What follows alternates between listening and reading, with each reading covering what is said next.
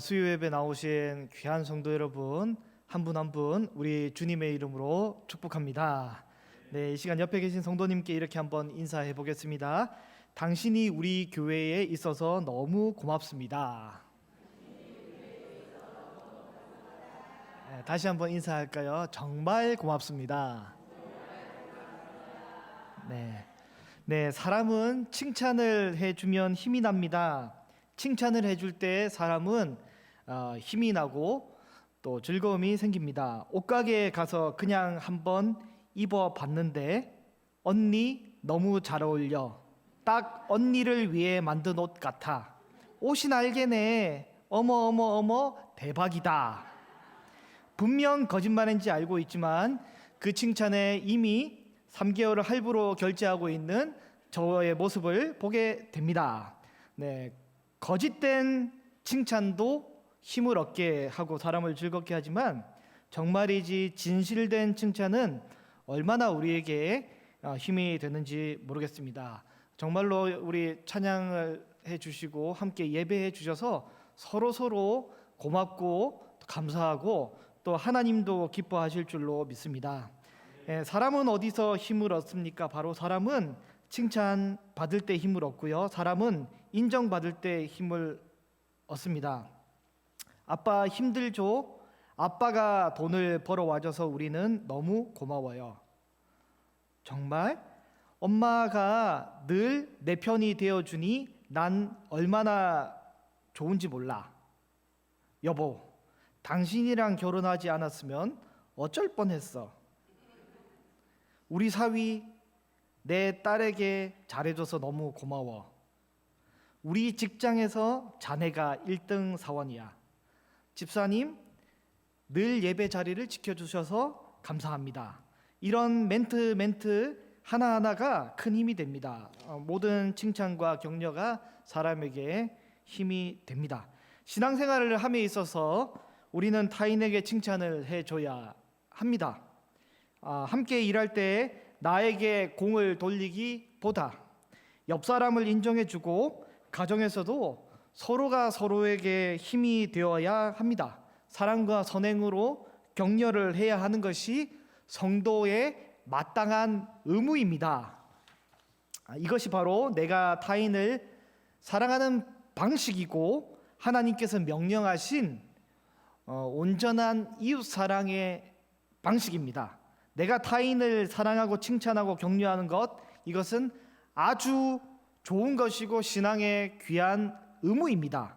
그러나 오늘은 이 얘기를 하고자 하는 것이 아니라 내가 타인에게 칭찬하고 격려하는 것은 나의 의무이지만 나는 내가 타인을 칭찬을 하는 것은 의무이지만 나에게 내가 이제 누군가에게 칭찬을 받으려고 격려를 받으려고 해서는 또 안 되는 것입니다.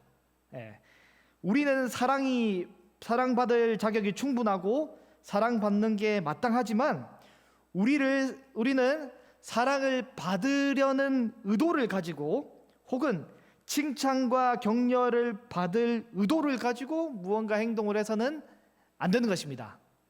다시 하겠습니다. 나는 타인에 대해서 사랑하고 칭찬하고 격려할 의무가 있습니다. 우리는 의무가 있습니다. 그러나 나는 타인에게 내가 칭찬을 받으려고 의도적으로 사랑을 받으려고 의도적으로 해서는 안 되는 것입니다. 마태복음 5장과 7장은 산상수훈이죠. 산상수훈은 하나님 나라의 법입니다. 하나님 나라의 법, 하나님 나라 백성이 가져야 할 생활의 법칙인 것입니다. 이 땅의 주민들은 타인에게서 재화와 용력, 힘과 에너지, 시간과 물질을 얻어서 혹은 취해서 혹은 빼앗아서 혹은 정당한 이 경제 원리에 의해서 돈을 주고 사서 와서 그렇게 생활하는 것이라면 하나님 나라에 속한 사람들은 세상 사람과 다른 이 생활의 법칙, 생태의 법칙이 있습니다. 다릅니다. 하나님 나라의 백성들은 하늘의 재화와 용력, 힘과 에너지, 시간과 물질을 기도라는 도구를 통해서, 기도라는 방법을 통해, 기도라는 원리를 통해 이것을 하나님께 얻어서 내가 얻은 것을 이웃에게 나눠주는 것이 원리와 원칙, 그 방법이 다른 것입니다. 세상 사람과 다른 것입니다. 세상 사람들은 타인에게서 아니면 다른 어떤 것에서 그것을 빼앗아서 충전을 해야 하지만 하나님 나라의 백성은 하늘에게서 그것을 얻어오는 것입니다. 다시 하겠습니다. 땅에 속한 사람들은 사람에게서 에너지와 시간과 물질을 가져옵니다. 그러니까 그 희소성 때문에 늘 다툼과 싸움이 있습니다. 집에 애가 예를 들어 둘이 있는데 아이스크림이 하나밖에 없다 생각해 보세요. 어떻게 해요? 서로 먹겠다고 싸우겠죠. 이게 근데 쌍쌍바면 나눠 먹겠지만 하나밖에 없는 하나 아이스크림이면 다툴 수밖에 없습니다. 그러나 하늘에 속한 사람은 하나님께 에너지와 시간과 물질을 받아오는 것입니다. 그래서 넉넉하고 이에 하나님께 받은 것을 이웃에게 나눠주는 사람이 바로 하늘에 속한 사람입니다. 하나님을 사랑해서 하나님께 공급을 받아서 하나님께 받은 것을 이웃에게 사랑하며 나눠줄 수 있는 사람이 바로 하늘에 속한 사람인데요, 오늘 본문에는 의를 행할 때, 착한 일을 행할 때, 선행을 행할 때 어떻게 해야 할지 말씀하고 있습니다. 1절에 중요한 원리가 나오고 원칙이 나오는데요, 1절을 같이 한번 읽어보겠습니다. 사람에게 보이려고 그들 앞에서 너희 의를 행하지 않도록 주의하라. 그리하면 짜면 하늘에 계신 너희 아버지께 상을 받지 못하느니라. 사람에게 보이려고 의를 행하지 않도록 주의하라. 그리하지 아니하면 하늘에 계신 너희 아버지께 상을 받지 못하느니라. 사람에게 보이면 상을 받지 못한다고 말씀하고 있습니다. 사람에게 보이지 마라. 사람의 칭찬과 인정, 그리고 사람의 인기와 응원, 그것에 의존하지 말라고 이야기를 하고 있습니다. 하나님 나라 백성은 하나님께 재화와 영역을 얻어서 이웃에게 나눠주는 사람이기 때문에 사람의 칭찬과 인정, 사람의 인기와 응원에 의존하지 말라고 하고 있습니다. 2절에서 4절까지는 그 구체적인 내용으로서 구제할 때에 어떻게 해야 되는지 나오고 있습니다. 구제할 때 어떻게 해야 하는지 나오고 있습니다. 하나님께 돈과 에너지를 공급받았더라면, 하나님께 받은 돈이고 에너지라면 구제할 때 이것을 어떻게 해야 되냐면 사람에게 보이지 않는 것이 좋다라고 말씀합니다. 어떻게 해야 되냐면 은밀하게 해야 합니다. 은밀하게 해야 하는 것입니다. 제가 이제 좀 이 피부가 한 번씩 간지러워서 이렇게 긁거든요. 근데 제가 오른손으로 이렇게 긁었어요. 오른손으로 긁었는데 무의식적으로 긁는단 말이죠. 그거를 왼손이 기억하지 못해요. 오른손으로 긁었는데 왼손은 기억하지 못해요. 이거는 나도 긁었는지 안 긁었는지 시간이 지나면 기억하지 못하는 거죠. 왜냐하면 의도하지 않았기 때문에. 오른손으로 자연스럽게 나타나는 일에 대해서 왼손이 기억하면서 귀 뒤에 3cm 옆을 긁었다, 이거를 왼손이 기억하지 못하는 거죠. 내가 오른손으로 의도하지 않게 자연스럽게 하나님의 백성으로 하나님 공급받은 것을 자연스럽게 이웃에게 선행을 베풀고 구제를 했는데, 내가 그때 구제를 했지, 2023년 7월 26일 내가 3만 원을 그 집사님에게 줬어, 이렇게 기억을 하지 않는 거예요. 왜냐하면 오른손이 한 일을 왼손이 하듯이 의식하지 않게 자연스럽게 무의식적으로 행했기 때문에 기억을 하지 않는 겁니다. 아주 자연스럽게 행했기 때문에 사람에게 칭찬과 격려를 받으려고 의도하지 않게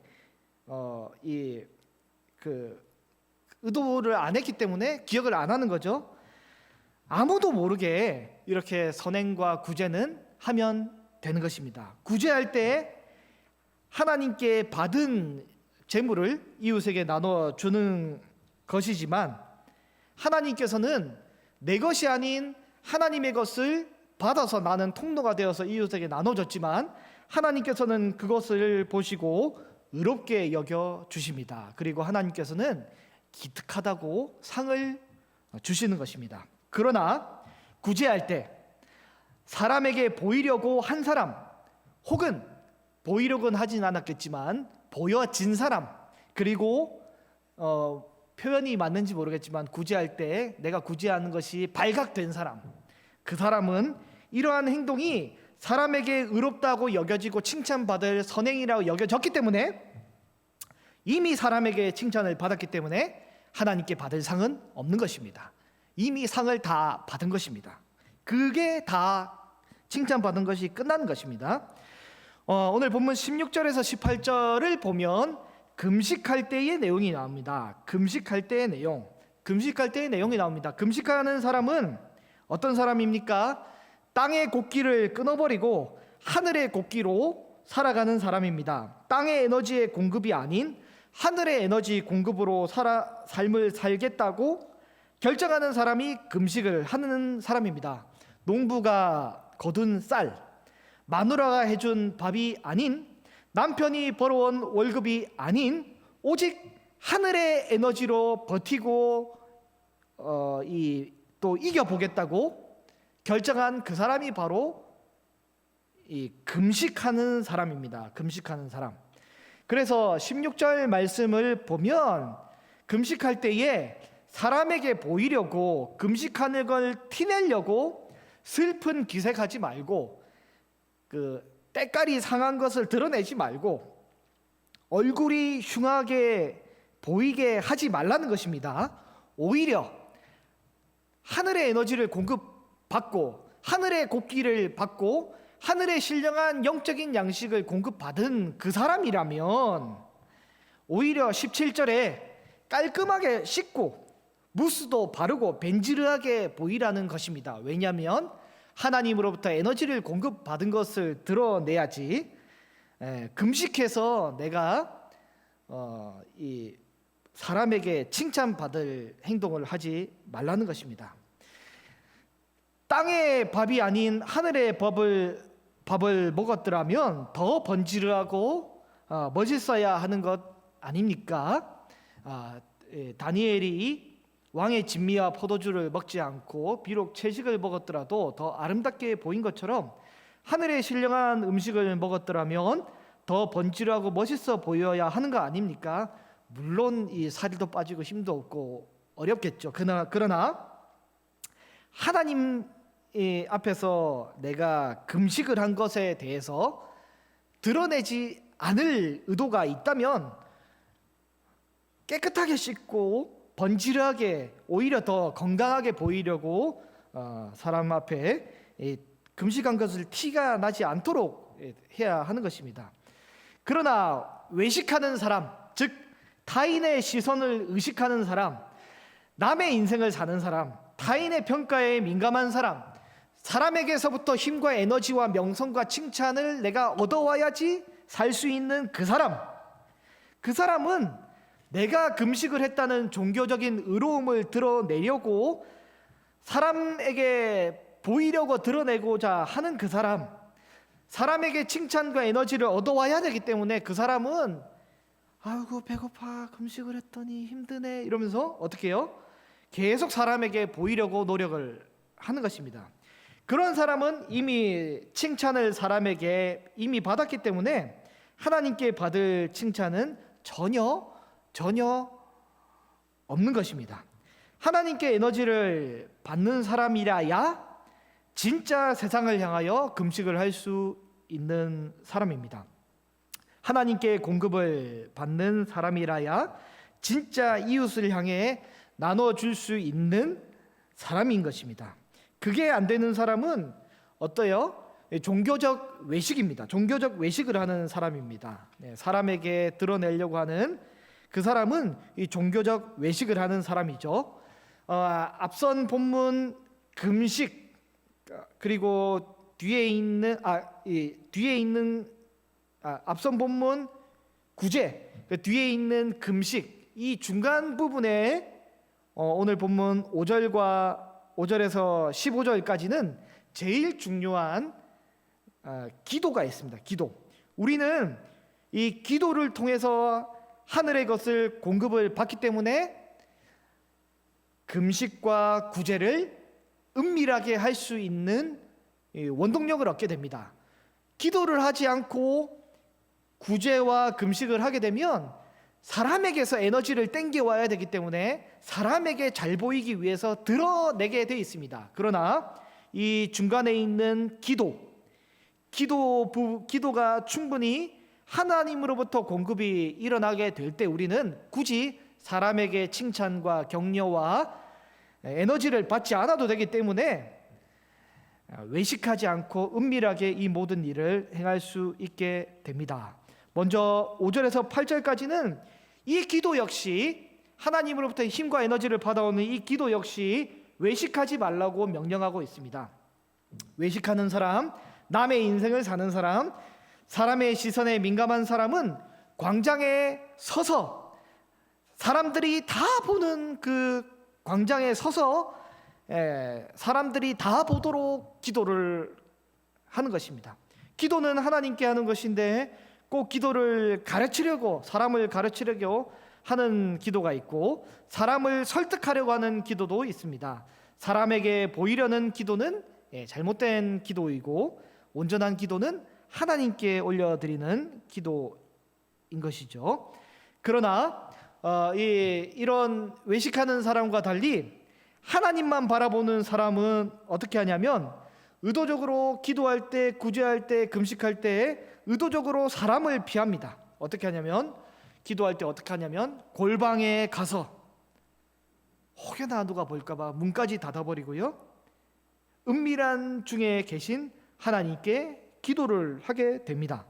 사람에게 힘을 얻는 사람은 사람에게 보이려고 구제와 금식과 기도를 하지만 하나님께 힘을 얻는 그 사람은 하나님께만 보이려고 골방에 가서 문을 닫아놓고 은밀한 중에 계신 하나님께 기도를 하고 구제와 금식을 할 때도 은밀하게 들키지 않게 보이지 않게 하게 됩니다. 그러면 우리는 어떻게 기도를 해야 합니까? 기도를 어떻게 해야 됩니까? 기도는 은밀하게 하는 것입니다. 은밀하게. 그러면 우리는 기도를 어떤 내용으로 해야 합니까? 주께서 알려주신 주기도문의 내용으로 하는 것입니다. 9절에서 13절까지의 내용입니다. 9절, 그러므로 너희는 이렇게 기도하라. 하늘에 계신 우리 아버지여. 명확한 기도의 대상 하나님 아버지께 하는 것입니다. 사람에게 하는 것이 아닙니다.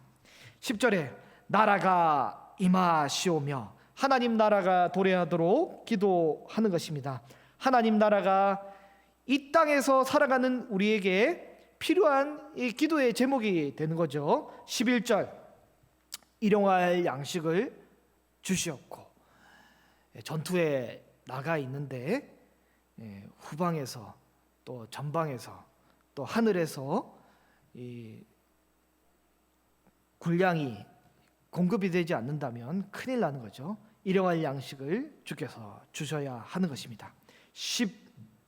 12절에는 사랑할 수 없는 사람을 용서하는 문제를 담고 있습니다. 이렇게 잘 안 되고 있으니, 내 마음으로, 내 감정으로 안 되니 하나님께서 그 마음을, 에너지를, 정서를 내게 주셔서 이것이 가능하도록 도와달라고 하나님께 요청하고 있습니다. 13절에는 악한 땅의 생활 속에서 하나님이 돌봐 주시도록 기도를 하는 것입니다. 우리를 시험에 제발 들지 않도록 사람의 관심 때문에, 사람의 마음 때문에, 사람의 시선 때문에 시험에 들지 않도록 하나님께 도움을 구하고 있습니다. 나라와 권세와 영광이 아버지께 영원히 싸움나이다. 아멘. 하나님 나라가 망하면 우리는 큰일 나는 것이죠. 그래서 영원히 하나님 나라가 망하지 않도록 기도를 하는 것이 바로 이 기도의 내용인 것입니다. 그래서 우리 마태복음 6장 1절부터 18절까지는 은밀한 중에 계신 하나님께 이 기도를 통해서 우리가 합당한 구제와 또한 이 금식을 할 수 있도록 모든 이 과정들이 다 세팅이 되어 있습니다. 말씀을 정리하고 맺겠습니다. 사람에게 보이려고, 사람에게 멋있어 보이려고, 사람에게 인정을 받으려고, 사람에게 힘과 인기와 에너지를, 지지를 얻으려고, 사람에게 칭찬과 격려를 얻으려고 종교 생활을 하지 않기를 바랍니다. 우리는 하나님께 에너지, 하나님께 힘을 얻는 신앙생활을 해야 합니다. 우리는 하나님께만 인정받고 하나님께 에너지를 얻어야 사람에게 사랑을 베풀 수 있고 사람에게 따뜻한 관용을 베풀 수 있고 은혜를 베풀 수 있는 것입니다. 사랑하는 우리 귀한 성도 여러분, 꼭 우리가 사람에게 그렇게 잘 보여야겠습니까? 꼭 우리가 사람에게 그렇게 잘 드러내야만 우리의 만족이 되겠습니까? 우리는 그러지 않으시기를 바랍니다. 집에서, 직장에서, 그리고 교회에서 우리는 이웃에게, 타인에게 칭찬과 격려를 많이 해드려야 합니다. 사랑과 선행으로 격려해야 하는 것은 성도의 의무입니다. 그러나 대신 집이나 직장이나 그리고 교회에서 우리는 이웃이나 타인에게 칭찬과 격려를 받으려고 의도해서는 안 됩니다. 우리는 오직 하나님께만 칭찬과 격려를 받아야 할 줄로 믿습니다. 그렇게 하게 될 때 늘 은밀히 보시는 우리 주님이 우리에게 큰 은혜를 베풀어 주실 줄로 믿습니다. 기도하겠습니다.